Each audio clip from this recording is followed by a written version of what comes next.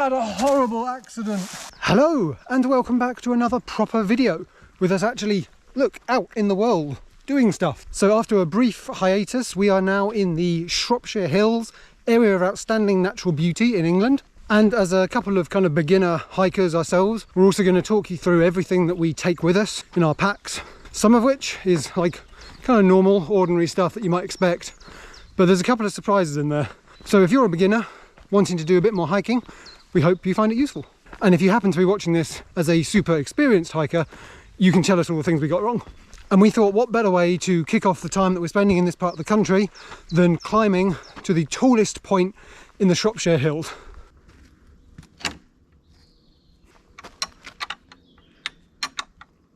Little did I know that sort of tip number 6 was going to be how to open a gate.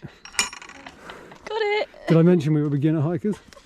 It's supposed to be smooth. Okay, we have some essentials for you.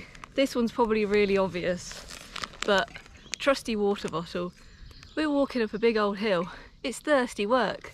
Also, kind of hand in hand with this, just in case we get peckish, a snack. We've got today some protein cookies because we are big gym meatheads. Oosh. Handy little straps, we can carry this, but Ben's is even better, let me show you. Ben got his from Go Outdoors and it comes with his own little carabiner, and now he just has it strapped to his bag. These boots are made for walking and that's just what I'll do. Okay, but for serious, these boots are made for walking. Another real good top tip, and this is probably like the number one, because you need a good pair of walking boots if you're going to go for hikes. It's good if you can wear them in a little bit before you go on a proper hike, because I made that mistake on Snowdon. I wore some new boots and I got real bad blisters. I'm going uphill and I'm talking and I can't breathe. The best thing you can do is just make sure they're comfortable, make sure they fit you well, and you should get on just fine on your walks. Jess versus a gate part 2. Nailed it. That. Top quality content that. You can't get that anywhere else on YouTube. Felt like I was going to say something cool, but I'm not cool, so it didn't happen. It never works for us. I'll just do a cool dance instead. Run away! Are we going that way? Or that way? Good job you've got your... We can always just cut. Clip-on compass. Okay, which way are we going, Ben? We want to be going right behind me, but there's a fence. So we're going to go that way and see if we can work our way around. So a compass probably is a slightly unnecessary item for the kind of hikes that we tend to do, but we feel better just having it just in case. And if you can't get signal on your phone, if you're out in the middle of nowhere, then you might find it actually comes really in handy. And it's such a small item, it's so easy to carry, that we just take it with us anyway, just in case.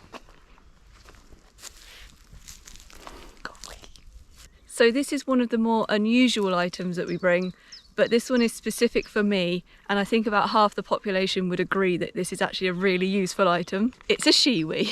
You know, sometimes you're on a walk and you get caught out, you have to do a little squat in the corner, but nobody wants that. It sprays, it's just not easy, you know?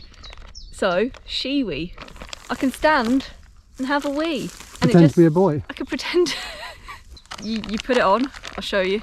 So it comes with this part, and then you've got like your little aiming bit, It's got an extender to aim it like that, clips on. So I can aim it in different directions, you see. You can tell Jess has a lot of fun with this one. This is fun. It's very odd, but it's fun. And yeah, you do a wee. I tend to rinse it out with my water bottle afterwards because you don't want that smelling or nothing. But yeah, job's a good one. Shiwi. And we'll now leave you in privacy. Now go away, I need a wee. And if you are using a shiwi or just having a cheeky outside wee and you want to wipe with some tissue, don't leave it there. It's not nice. Take it home with you, put it in a bin. Ta! Oh no, I've had a horrible accident. Good job I've got my first aid kit. That's just the kind of horrible accidents you can have when you're out here in the woods. So anyway, a little first aid kit. It's just like a little travel one. There's not much in there, but there's like some soap, little wipes, bandage, a little bit of tape and some plasters. Again, you hope not to need to use it, but we did actually need plasters when we walked up Snowdon, so we've got first-hand experience that these are sometimes useful. Bit of actual climbing uphill. The walking boots. Walking boots coming into their own. We're going up there to where that radio tower is, so getting close. Although as it gets later in the day, we might find that we need the next item on our list. How's that for a little segue? Oh, hey. Absurd as it might seem to talk about this one while the sun is glaring down on us in the middle of the day, but we do always take a torch with us as well. It's just really small, it's not going to be very impressive, but on the off chance that you do get caught out after dark, if you miss time, a walk, and you do end up coming back as the sun starts to go down or even after it's set, it's one of those things that you'll be very, very glad to have. It's very small, it's very light, it's very cheap, so we always consider it worth taking with us, even if we think there's very little chance of us getting caught out after dark. We're going to go quite quietly just for a sec because there are lots of mama ewes here with their little lambs, so we don't want to spook them or make them afraid, so we're just going to go really slowly and carefully. Slight segue off of the things that we bring. On this walk there is also some really cool ruins, so we've actually just arrived at them and we're going to go and explore them. Let's go inside. Parkour. Parkour! Would you look at the view here? This is stunning. You know what? Shropshire is definitely a hidden gem. And you know what? I think we're going to do a video on that next time, so look out for it. I'm leading up to the next one. It's very good. Whilst we were having a little wander around these ruins, Jess has come across a good example that will show you why we carry the next thing that we carry in our packs. When we go on walks, sometimes we like to forage for wild food. At this time of year, it's perfect for young nettles. They're super, super tasty this time of year. You can use them in place of spinach, or you can make a nice tea with them. And we've just found some. So we're going to use, thank you, Ben, a penknife. Okay, let's see what happens here. Ta-da! I've picked a nettle. See, look, I've cut it and now I can put it in my little bag and we can take it home and put it in our dinner. Foraging. Not the perfect example of what we use the penknife for. You probably use it more for like mushrooms or wild garlic maybe, so you don't get the roots because you don't want to pick wild garlic from the roots. But if you want to avoid being stung, this has worked. I'll be the first to admit I'm a complete catastrophizer. I was dying earlier today, and then I died. So my brain comes up with all kinds of fun scenarios about the dangers that we might face going on a casual walk through the woods. And so I am a chronic over-preparer. I'd rather have 10 different things that I never use than risk not having one when I might need it. Which has resulted in me carrying a few things in my bag that I almost certainly will never use, but nonetheless, I feel better for having them. Oh no, it's happened again. I've tragically fallen into a hole and injured myself, and I can't get out. Jess to the rescue. Luckily, we've brought this handy rope. Here you go, I will save you. Come on, Ben. Let's get you out. I'm going to pull you in with me. Rescued. I'm saved. I mentioned that I was a catastrophizer, right? Now I know this rope is not the kind of size or strength or anything rope that you would actually use for a rescue, but it's one of those things that I just have in my head. It just might be useful one day. It's like the man who just keeps everything that he's ever come across in his garage just in case he needs it one day. If I need rope one day and I don't have it, I'm going to be gutted. So I carry a little bit of rope with me because you never know what it might come in handy for. There's some sheep here. What an exciting part of a walk. Look. A sheep. Sheep? Hey sheep. There's a good looking tree over there. No way is it going to hold on that. Yeah, you laughed at me buying the carabiner. That was perfect timing. We won't put that in the video. Yes, we will. That's nothing against the carabiner. The carabiner worked perfectly. It was nature that let me down on that one. So that one's on nature. So continuing on the theme of things that I know I definitely don't need, but I will be carrying with me anyway.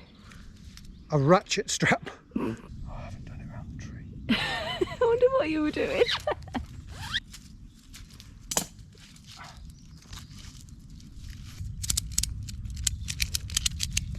Now, do I know why I might need to ratchet myself or something to a tree? No.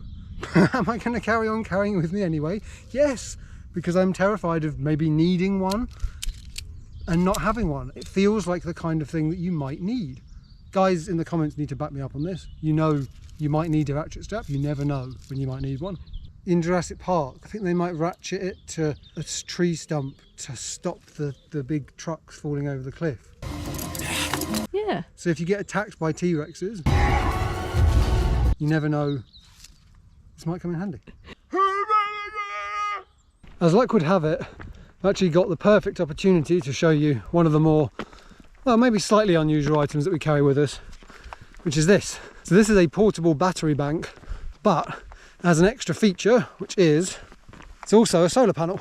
If we stop for like lunch or whatever during a longer hike, we can lay that out, get some solar, the battery is then charged up, and we can then use that to charge phones, or in this case the camera that I'm filming on right now, which is telling me that it's got very low battery. So in a moment I'm going to plug the camera into here, give it a bit of a charge before we get to the top, so we can actually film the top. Otherwise we get to the top and not have a camera, which would be really, really annoying. So that's a perfect, couldn't have planned it better myself, example of why we carry this.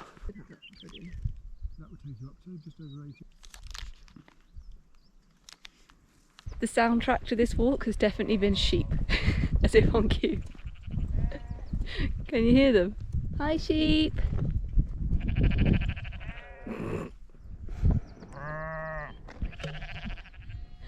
I think they're having a right natter.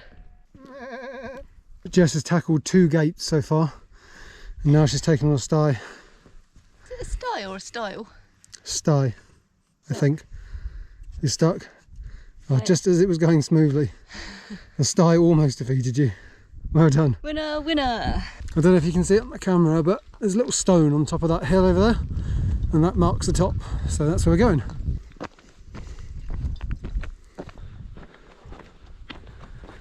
There's little stairs and everything. Wow, this is cool. Look at this view.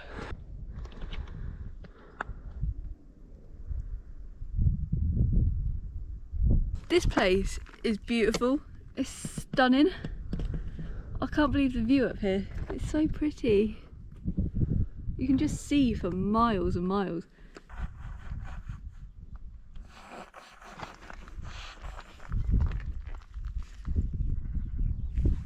Here's another essential thing for you. I am never without my trusty pack of tissues. I'm a very, very snotty person. A little bit chilly, I'm snotty. Bit of hay fever, I'm snotty. Bit of exercise, I'm snotty. So this is an essential for me, but it's probably essential for other people as well. You know, it's not just snotty noses. You could fall over and cut your knee and you might need a tissue, you might want to wipe your hands. So yeah, tissues, very good essential to always carry with you, especially if you're snotty like me. So that is everything that we take with us on our hikes. We hope you found it useful and fun to follow us along. And if you do have any suggestions of your own, of things that we missed or things that would also be useful to take, let us know in the comments. Thanks for watching. Bye. Bye.